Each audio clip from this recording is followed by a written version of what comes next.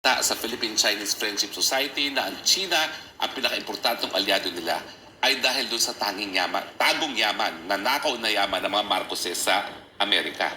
At ngayon nga, meron siyang $371 million civil contempt doon sa kaso ng mga biktima ng karahasan sa human rights noong panahon ng martial law dahil ayaw sabihin ni Presidente Marcos kung nasan yung ari-arian nila sa Amerika para magamit, para mabayaran yung 2 billion na award ng mga human rights victims.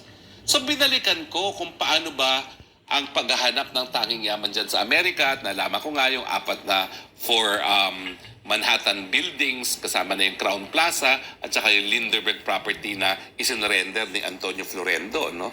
Na uncle nitong si Stap Anton Lagdameo, no? Anton Florendo Lagdameo, no? Pero alam mo ba, ang aking nalaman doon sa mismo anak ng aking grand uncle, ang Amerika hindi gaya ng Europa. Ang Europa kasi lalo na yung mga Swiss Supreme Court ibinigay sa atin. Yung mga $640 million na nahanap nilang mga deposito ni Marcos Sr. and his family. Kasama na dyan si PBBM. So yan yung ginamit natin pang bigay ng kaunting reparations doon sa mga naging biktima ng karahasan ng martial law, no? Pero sa Amerika pala, iba. Dahil nung naghahanap na doon ang Pilipinas, naghimasok na si Uncle Sam.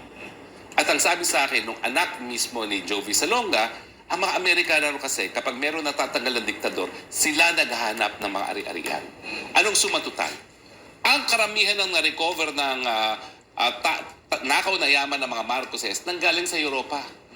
Halos wala tayong na-recover sa Amerika kasi ang mga Amerikano mismo sa pamamagitan ng DOJ at ng FBI ang naghanap at hindi nila sinabi sa atin kung ano yung mga ari-arian na nahanap nila. Yan po ang kababalaghan na halos wala tayong nakuha sa Amerika kasi 4 na building na foreclose at mga $5 million lang yung ating nakuha, no?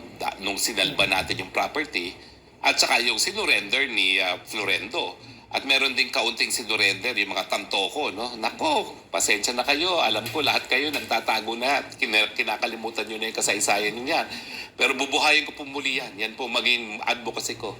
Nasaan ang nakaw na yaman ng mga Marcoses sa Amerika na sa tingin ko ang kanilang kagustuhan na mabawi ito ang dahilan kung bakit bumalento ngayon ang Marcos Jr. At ngayon, kinakaladkad tayo sa isang giyera na wala naman tayong kinalaman. Attorney, kung maalala ko noong panahon nga na bago pa lang umupo bilang Pangulo si PBBM at inimbitahan siya ng Amerika, nagkaroon tayo dito ng discussion na takot, di ba? Ikaw pa mismo nga yung nangunguna. Ako pa, ang nagsabi. Para lang talaga. Pa ako ng memorandum. Oo, kasi may kaso siya sa may kaso siya doon sa Amerika. Hindi lang kaso, civil contempt. Yes, oo. Mantakin mo, $371 million dahil ayaw niya sabihin kung nasaan yung ari-arian nila sa Amerika para mabayaran yung 2 billion na award sa mga human rights victims. Yan po yung katotohanan, ha?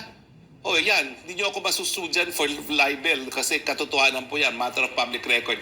Gaya ng yung mga pinagsasabi natin kay Trillanes ay matter of public record. Pwede ba, kung meron tayong panahon, patugtugin natin uri yung naging privilege speech ni Senate President, dating Senate President Enrile, kung saan yan didetalye kung ano ang naging partisipasyon ni Trililing doon sa paggawala ng Scarborough sa atin. Shocking talaga nung binalikan ko.